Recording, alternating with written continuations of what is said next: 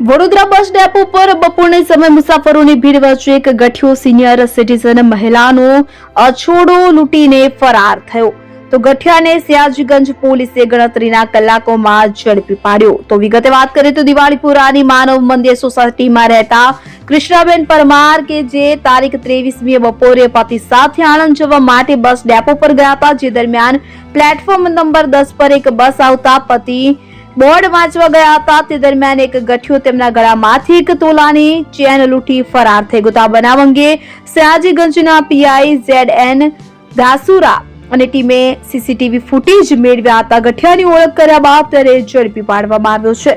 પકડાયેલા આરોપીનું નામ વિશાલ વસંતભાઈ પટેલ, હાલ રહેવાસી સ્વાદ ક્વાર્ટર્સ, ન્યૂ VIP રોડ, મૂળ રહેવાસી અમિયાપુરા ગામ, બાયર અરવલ્લીને ઝડપી પાડી સ્કૂટરની ડિક્કીમાંથી અછોડો રોકડ રૂપિયા 13,000 અને મોબાઈલ ફોન કબજે કર્યા હતા।